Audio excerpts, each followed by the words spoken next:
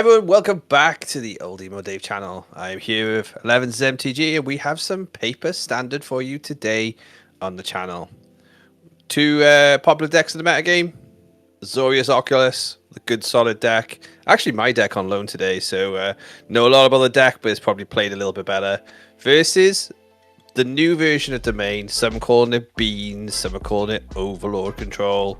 Scott, I think we're in for a goodie. Where's your money on this one?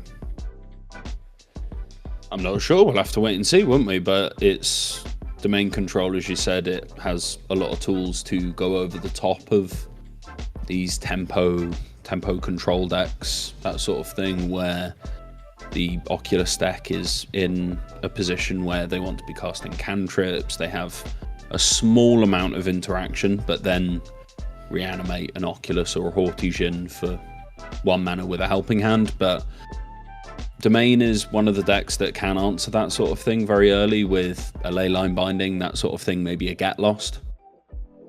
Yeah, totally, and got a lot of, when the game goes long, got a lot of tools.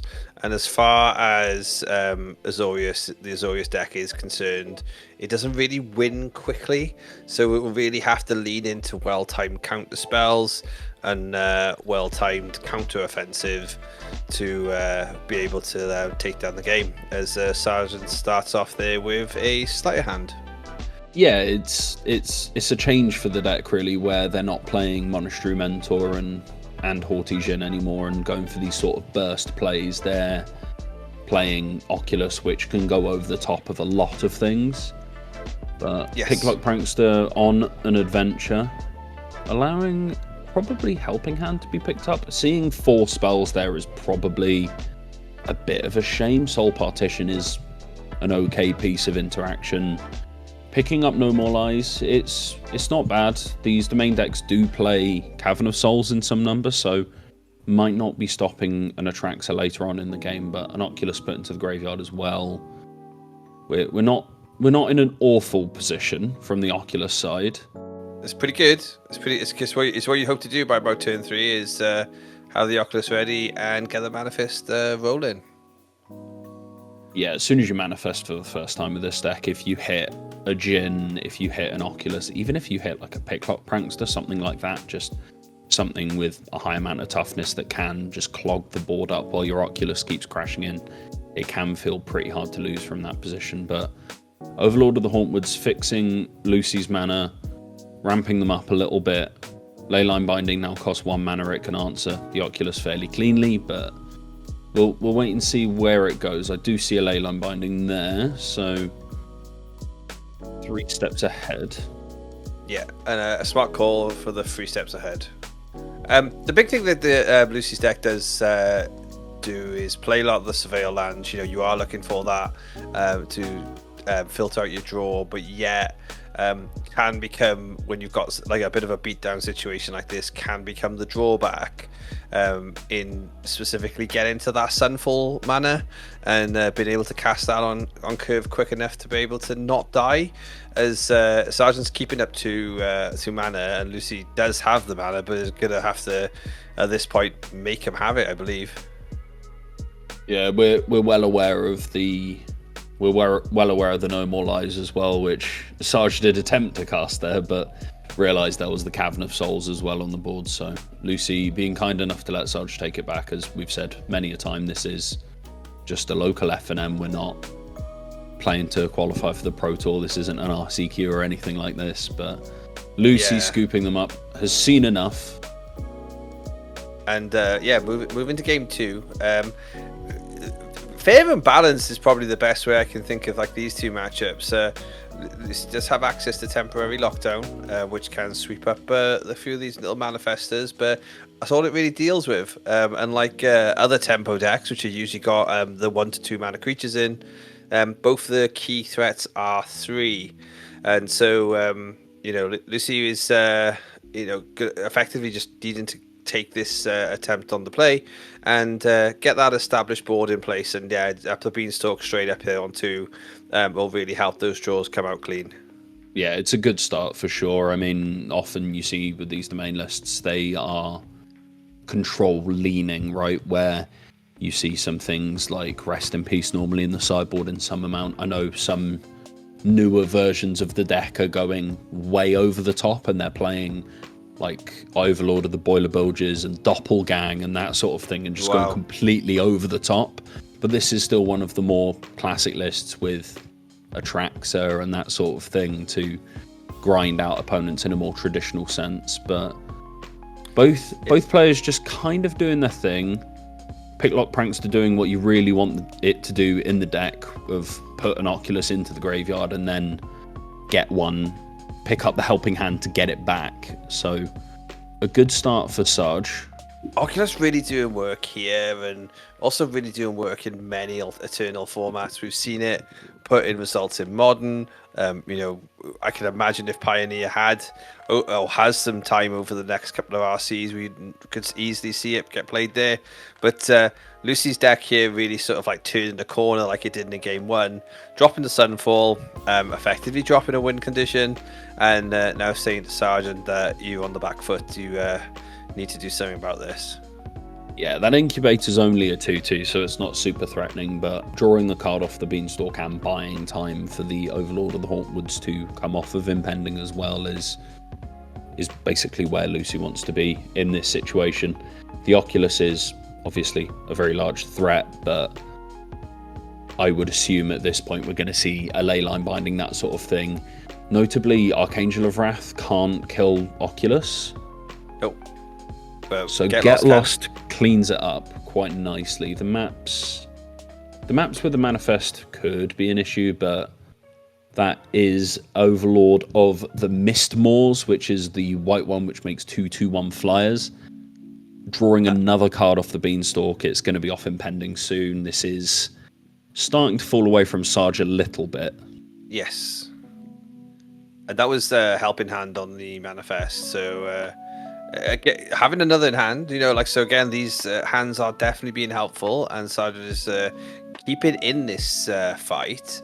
There is a lot of targets. There's a lot of reanimation targets, a lot of a couple of recommissions also, and if Sergeant has boarded in for a longer game, also got a couple of Season of the Burrow in there, which is also a card that can bring you back a creature from your graveyard. We're getting the Angel of Wrath back online. No Cavern Souls to defend at this time, so the 3 steps ahead does its job. Yeah, and Overlord becoming a creature, so we're very rapidly going to see the corner start being turned for Lucy here, even though the Oclus is going to keep making creatures, attacking every turn, making essentially another land every single turn, ramping up. As soon as you see an Atraxa, maybe even another Sunfall, which would mean that Lucy loses the Overlord of the Hauntwoods, but at this point it might just be worth it. Sergeant is... I think so, yeah. Sergeant's a lot more limited on threats than Lucy is. Lucy can clean up this game with a single Atraxa. Yeah. That's absolutely fine, whereas Sergeant's way more AB and just focused on getting these Oculi onto the board. Absolutely. Atraxa just... Wow, it's so good. At our slightly speeded up pace of this game on return, Lucy dealing out there like they were also out in MagicCon Vegas, and picking up a complete refill of every tool they could possibly need to take control of this game and turn the corner. I think we've got to get I think this game is fairly over. The Fabled Passage can probably go get the planes. Yeah, turns on the Leyline Binding, meaning more cards can be drawn with up the Beanstalk. The Oclus has gone away, so Sergeant just left with 2 Manifest creatures, looking down at roughly 1 billion mana of permanence on the other side of the battlefield. This is not looking too good for Sarge. No, and thoughts have been had about this Azorius deck, considering a wider board wipe. You're not really playing to fall behind, but temporary lockdown is not necessarily cutting the mustard as much now, especially with Withering Torment as being an available card for black.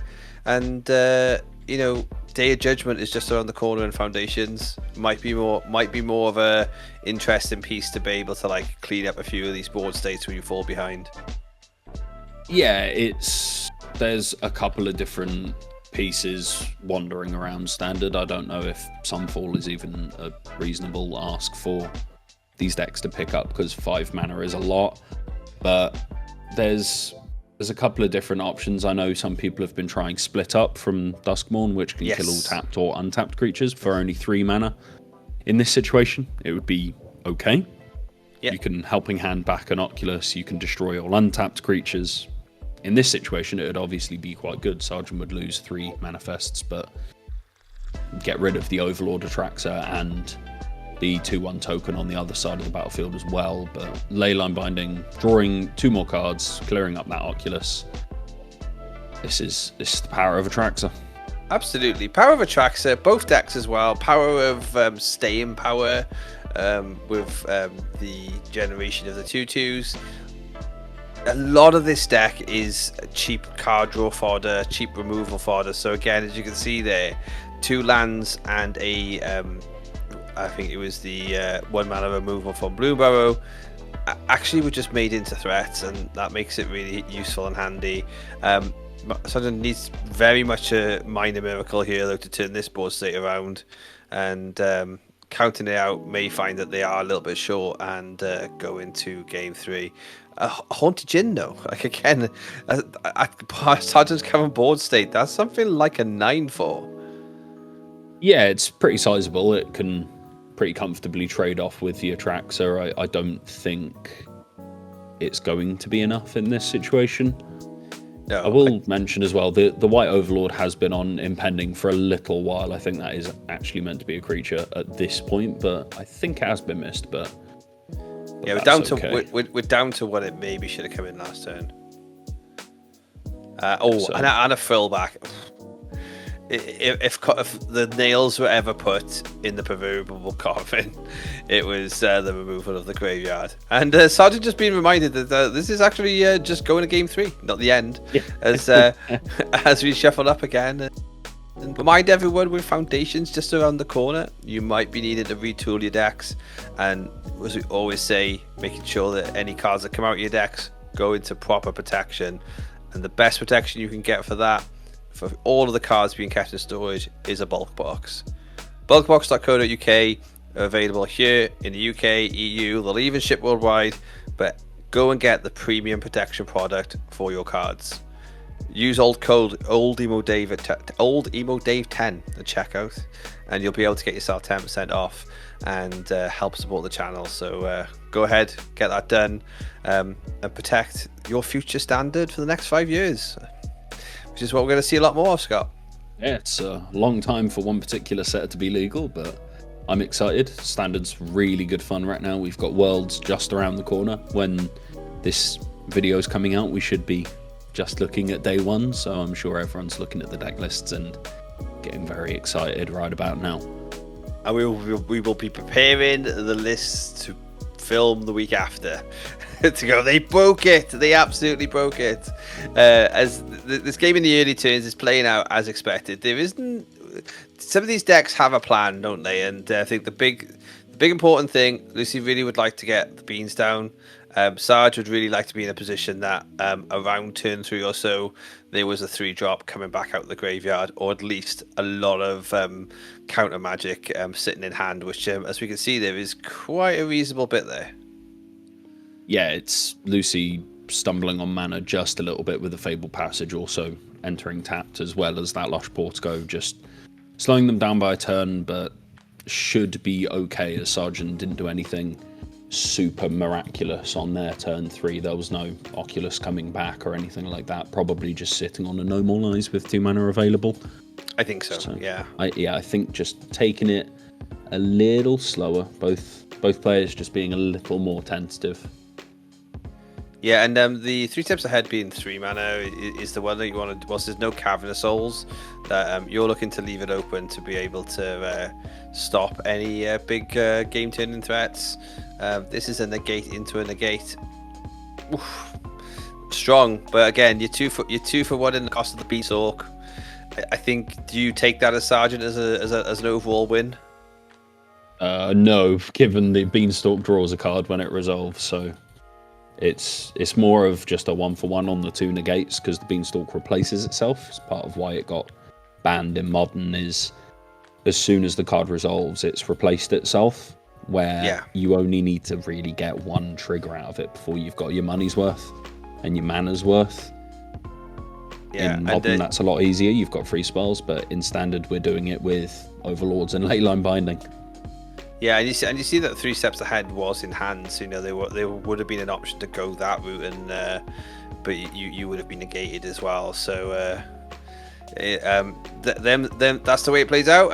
But we do have a Haunted Djinn in the graveyard. We are looking to resolve that. We'll bring it back tap, and that looks like it's got about 6 or 7 power. Yeah, it's fairly sizable threat. I mean, Leyline Binding, Get Lost, there's a lot of cheap interaction for Sergeant to work his way through here. 3 Steps Ahead in hand as well, looks like Soul Partition into the Floodmoor and another Helping Hand. So Sergeant would really rather this get Losted than Leyline Bindinged. I think so, yeah. It goes to the graveyard so that Helping Hand is online. Okay, and I think he paid the 2 costs there to be able to draw and discard, unless he had the second Leyline, which that into the Floodmoor would have been perfect for. So tough run out.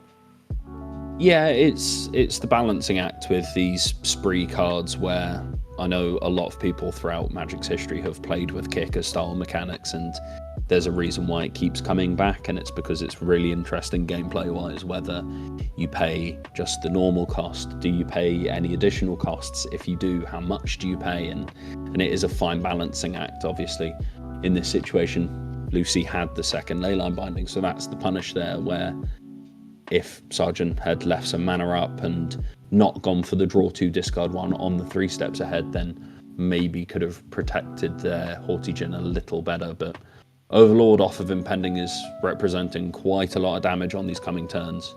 Yeah. We know about the Soul Partition for Sarge, though. We've seen that. Yeah, he's got to be expecting it. Sarge could, if Sarge was planning to, could have done it pre-combat, but has left it go through. Yeah, I think you probably want to do it later on when Lucy is making decisions based on trying to finish the game and win what could devolve into a race. Whereas in these sorts of situations, it's quite hard for Sarge to win if Lucy is comfortable enough to be attacking. Right, okay. And interestingly, Assault Partition onto the Leyline Binding to then have it counter spell to then have another Leyline Binding. Wow. There is some stack action going on there. Yeah, drawing multiple Leyline Bindings when you have 2 up the beanstalks on the battlefield is exactly where you want to be. It definitely feels like the quote-unquote combo is Overlord of the Hauntwoods with Leyline Binding, where you want at least 1 Overlord, and then any number up to 4 Leyline Bindings that you draw is just a good thing, because it's such a good removal spell for just 1 mana. Sure. Lucy checking the graveyard of Sergeant then, and I think seeing what you saw in game 2, you have to at least pay a little homage to Tranquil Fallback might be incoming. So playing out, not necessarily playing around that, but playing with a bit of an awareness of that, I think is important here. And but 1 mana left open is not too promising to then have some element to fight back against this Hauntwood that's coming in for 5 and ramping hard. Yeah, it's one of the issues with this type of deck, right, is a lot of your spells cost 2 mana, whereas the Overlord of the Hauntwood's hitting for 6 every single turn, feeling compelled to just bounce it just to buy a little bit of extra time. But Throwback coming down, exiling the graveyard as well, it's starting to swing Lucy's way once again. Absolutely, and shame you don't have access to black here so that you can potentially use the card that we had a couple of sets ago where it's cheaper for the cards that are in the graveyard. But again, it is standard. The card pool is a little bit more limited, which helps make those deck building choices a little bit more crucial. And in this swing around, we are seeing potentially what the weakness of the Azorius deck currently is in build wise. There's no sweep. There's very little sweepers to be able to deal with the very big things. Yeah, it's the lack of sweepers and the lack of really hard removal as well, where I'd like to see the deck try black purely for things like Go for the Throat, which are very heavily played cards in Standard right now for very good reason. I think with Worlds on the horizon, Spotlight Series on the horizon, RCQs on the horizon, there's a lot of depth in the Standard format. There's a lot of places that we can go.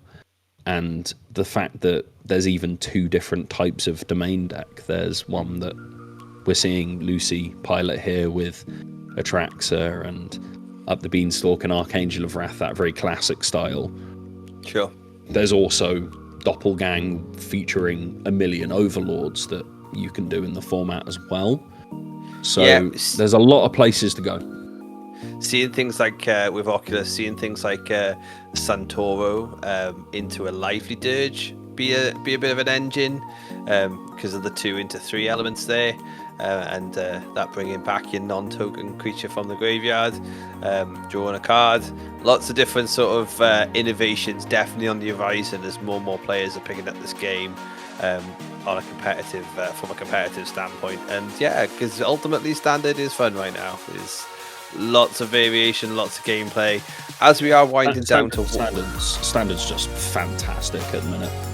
Yeah, we may be winding down to an almost certain win here for Lucy at the end of this game, but we are seeing good resilience from Sarge's side. Generally well played. Lucy just having a lot of the answers as we get there, as we got there every time. But the Overlords, Atraxa, showing some domination. Showing why Beanstalk was taken away from the most eternal of format modern, and there we go, taking down the game 2-1, and giving us a good expedition of Standard. Yeah, clean. Absolutely. Well, if you like what you watch, please subscribe to the channel. If you are still here, you probably have done it, but thank you so much. Keep following. We have videos every Friday and Monday, sometimes on a Wednesday if we're feeling zesty. Other than that, see you on the next one. You'll keep rotating the formats around, but while Standard is good, you're going to see some more of it. Bye for now.